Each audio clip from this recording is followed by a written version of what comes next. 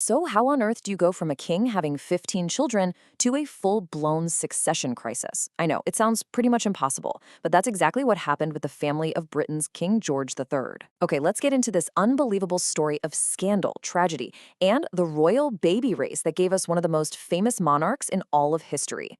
15. Just let that number sink in for a second. That's how many kids King George III and Queen Charlotte had. We're talking 9 sons and 6 daughters. You'd think with a lineup like that, the British throne would be absolutely secure for generations to come. It was supposed to be the very picture of royal stability. But yeah, that promise of stability, it completely fell apart. Instead of a nice, orderly line of succession, the family's wild personal lives, their scandals, and a string of tragedies threw the monarchy into a total panic, a desperate scramble for an heir. So where did it all go so wrong?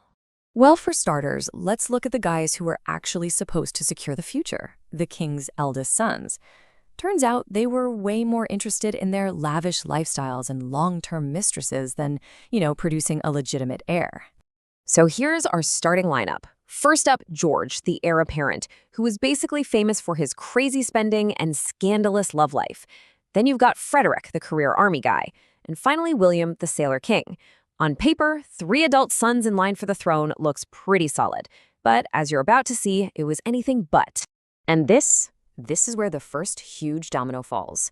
The direct heir, George, had this absolutely disastrous marriage that gave him only one child, Princess Charlotte. She was everyone's great hope. But then, in 1817, she tragically died in childbirth. And just like that, the only legitimate grandchild in the direct line was gone. The panic was immediate and it was intense. Now get this, for a bit of real irony. The third son, Prince William, actually had 10 children with his mistress, an actress named Dorothea Jordan. 10 kids, but because they weren't legitimate, none of them could inherit the throne. And then, when he finally did his duty and got married, his 2 legitimate daughters both tragically died as babies. So you've got a man with a dozen children and not a single one who could become the heir. Just unbelievable. Okay, so the sons were clearly a problem. But hey, what about the 6 daughters? Surely they could have helped secure the line, right? Well, unfortunately, they were facing a whole different set of problems that basically turned the palace into a royal nunnery. The biggest obstacle was a law their own father had pushed for, called the Royal Marriages Act. It pretty much meant the princesses needed the king's express permission to get married. And King George was, let's just say, notoriously possessive. He really didn't want his daughters to ever leave home. And the outcome was just, well, it was heartbreaking. Augusta never married at all.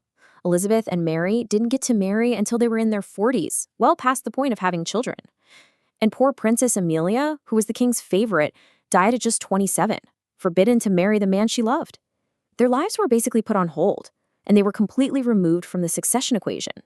So let's take stock. You've got scandalous sons with no legitimate heirs, and you've got daughters who are basically forbidden to marry. The direct line to the throne isn't just in trouble, it's shattered. Which leads to the massive question. What happens now? Who could possibly inherit the crown? And just when you thought things couldn't get worse, they did. Princess Charlotte's death in 1817 kicked off a terrible chain reaction. In just 10 years, the only legitimate grandchild was gone, the queen died, the old king himself finally passed away, and his second son, Frederick, also died without any kids. The crisis was now at a boiling point. And this is where the story takes a truly wild turn.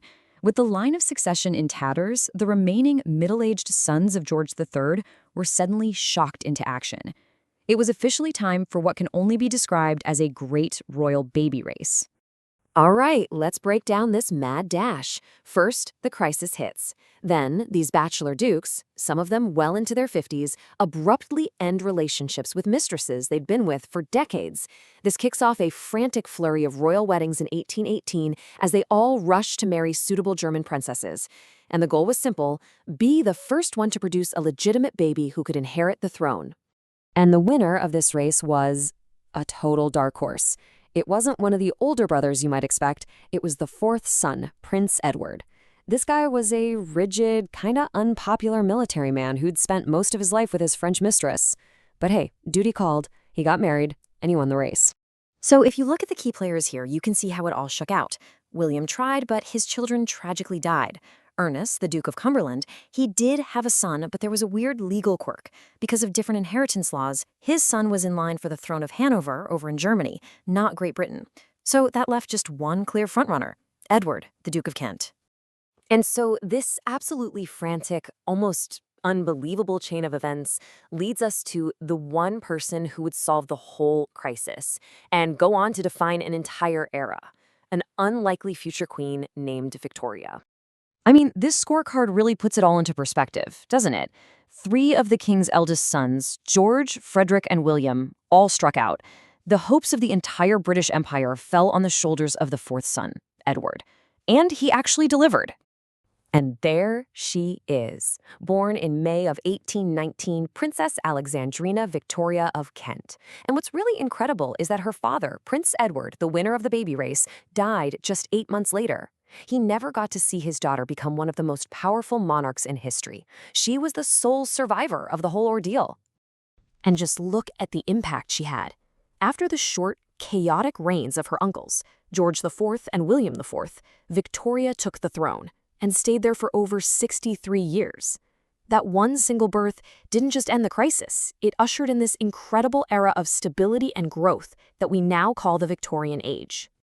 So, when you look back, the story of George III's 15 kids isn't some simple tale of royal succession. It's really a complex family drama.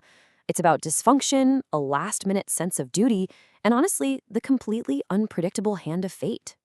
The fate of an empire all came down to one baby winning one desperate race against time.